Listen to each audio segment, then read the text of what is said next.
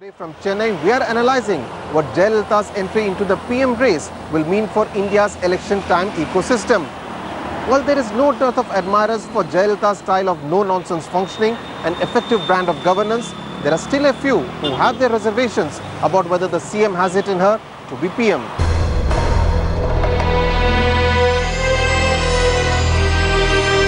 Like former bureaucrat V. Sundaram, who took voluntary retirement from the IAS in 1994 when Jayalalitha was Chief Minister, Sundaram claims he resigned after differences with the political leadership over import of coal from Indonesia, a decision he opposed. He says a fear factor overarches the functioning of every public functionary. That has been the political culture under both Dravidian parties in Tamil Nadu. Here, the civil servants live in a state of fear. And fear, most of the civil servants do not open out their minds. Because in Tamil Nadu, no civil servant will express his views. You will yourself notice, you belong to the media.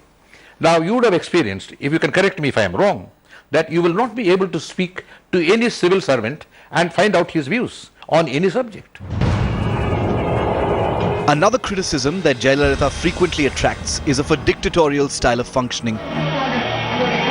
Like most regional parties in India, AIADMK is Jayalalitha and Jayalalitha is the AIADMK. The Chief Minister controls the party apparatus with an iron hand, and the rest of the leaders are seen to be mere yes men and women.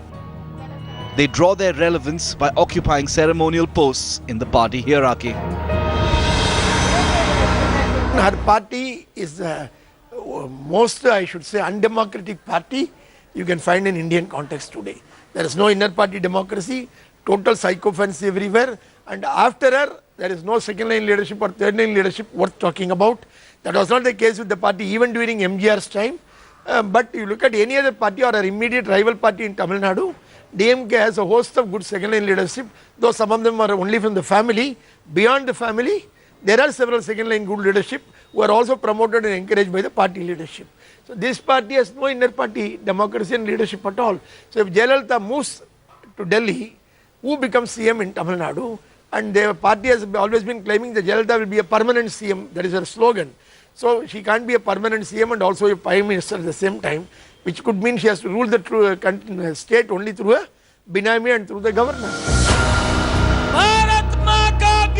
Unlike Modi, who has succeeded in effectively marketing his development agenda outside Gujarat,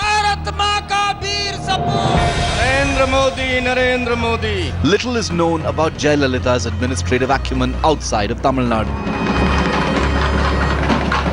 Though hoardings like these, that boast of her ability to solve every dispute from Kashmir to Kaveri, have come up in Chennai, no one really knows her grand plans for India.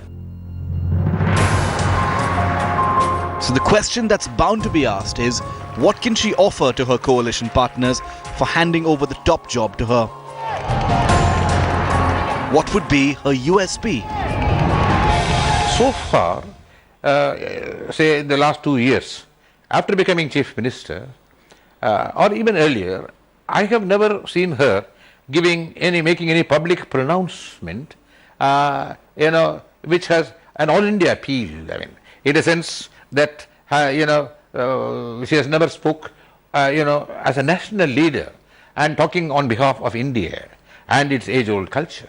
Yes, she is a very tough taskmaster, and from what I knew of her, the one thing that is still with her is she does not brook inefficiency.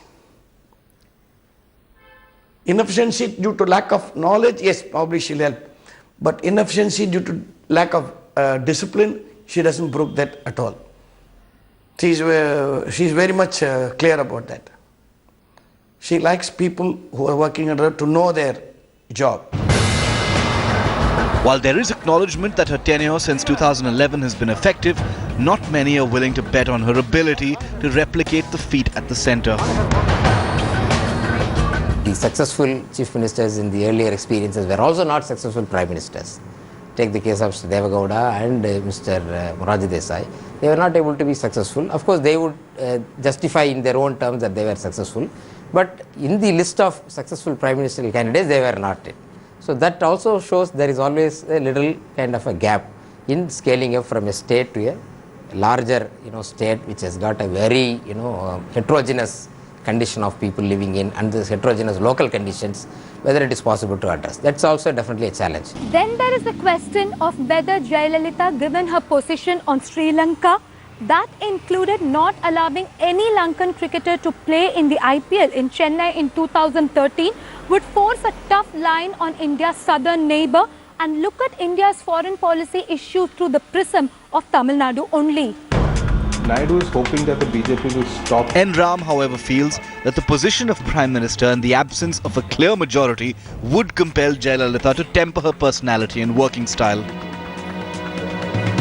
You got to temporize, you got to negotiate, and you got to moderate your style. Now, if you go to the center, you got to play a much more realistic role about what kind of relations do you want with Sri Lanka? Is it only with the Tamils? I think a Prime Minister would face that kind of question, which a Chief Minister will not. So I think it is bound to change. Jayalalitha obviously realizes that there will be many like her, equidistant from both Congress and the BJP, like Naveen Patnaik, Mamta Banerjee, Jagan Mohan Reddy and Nitish Kumar. Given that between them, the five leaders could at least win 125 Lok Sabha seats in 2014, this group could actually decide on the next Prime Minister. Should both national parties fall awfully short of numbers? So will Jayalalitha be the Deve Gowda of 2014? The original thinks she has a chance. Her party has passed a resolution to climb the Prime Minister's office. She is also competent. Why should I say no if she has got 40 numbers? But the BJP that hopes to do business with Jayalalitha post-elections isn't too amused. It obliquely suggests that Jayalalitha look at the history of coalition governments before her party daydreams about her hoisting the national flag at the Red Fort.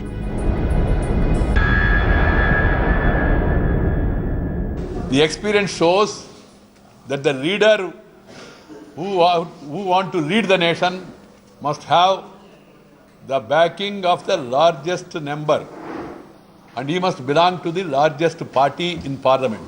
Otherwise, that experiment will not succeed. I am not saying this with reference to Madam Jayalalitha. I am making it as a political assessment of what has happened.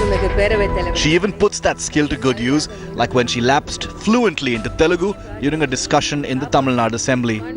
பேரவைத் தலைவர் அவர்களே, தங்கள் வாயிலாக மாண்புமிகு உறுப்பினர் அவர்களுக்கு நான் சொல்லிக் கொள்வது, கேட்க விரும்புவது, మీ కోరిక ఏంటి అది చెప్పండి. If she is to move to 7 Racecourse Road, she will have to put her communication skills to good use to make friends and win over political enemies.